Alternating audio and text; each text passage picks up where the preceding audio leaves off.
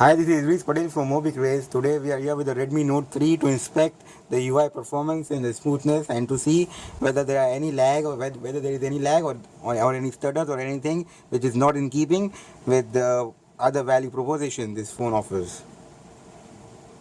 So a quick performance background about the Redmi Note 3.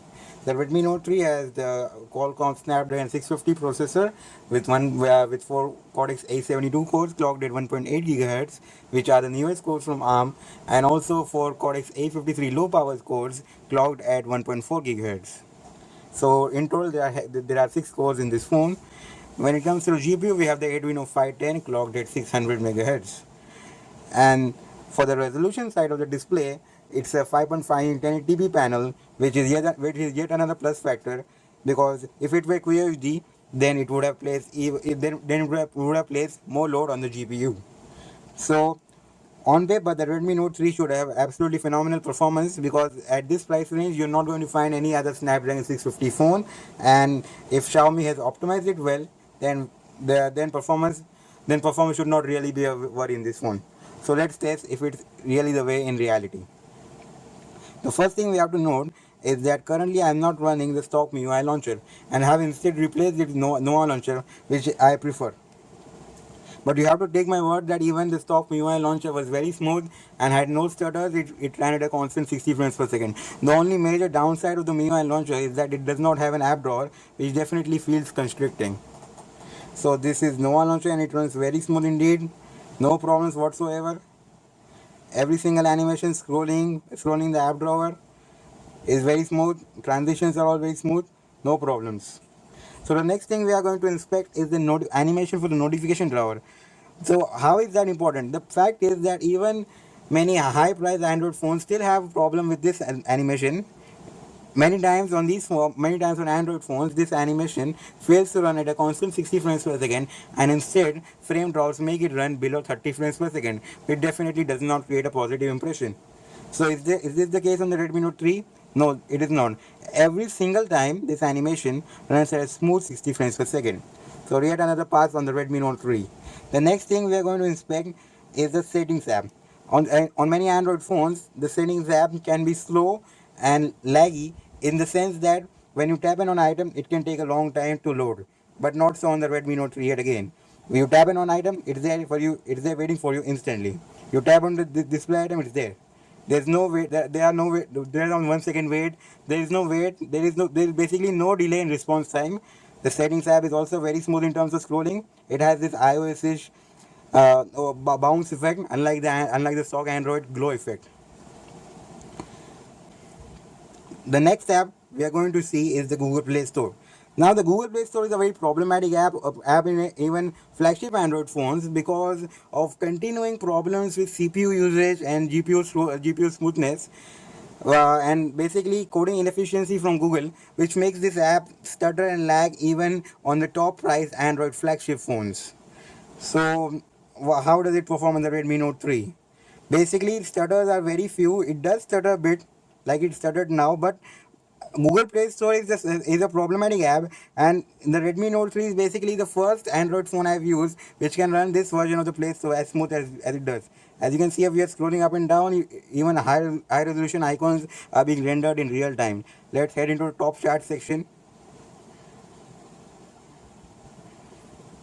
Let's scroll up and down. As you can see, no stutters. We are swiping between sections. We are opening a Play Store listing. Now this would have definitely lagged even on the Galaxy S6, but it does not stutter at all on the Redmi Note 3. A huge optimization benefit from Xiaomi. Thumbs up. So let's move on. How does the Redmi Note 3 fare in terms of multitasking? So the first thing we are going to inspect is how much time does it take to load the recent apps screen. Basically not much. It opens virtually instantly, and unlike other mid-range phones at this price range, such as the Asus Zenfone 2, other Snapdragon 615 phones, and all the other mid-rangers, the Redmi Note 3 opens the recent apps UI very fast, and scrolling between it is at a constant 60 frames per second. When it comes to RAM usage, right now you can see that we have We have 887 MB out of 3 GB of RAM available with multiple apps open in the background. So it's definitely it's definitely a good news when it comes to multitasking performance of the Redmi Note 3. You can hold as much as 8 to 10 apps in memory before the phone will need to reload them. But unfortunately, the Google Chrome is an exception here, because even with 3 GB of RAM available, Google Chrome can only have about 10 tabs open in memory before it needs to reload them, causing a data loss. So that's basically I think an optimization issue with Google Chrome. Other browsers have no such problems and can hold even as much as 25 to 30 tabs in memory without needing to reload any.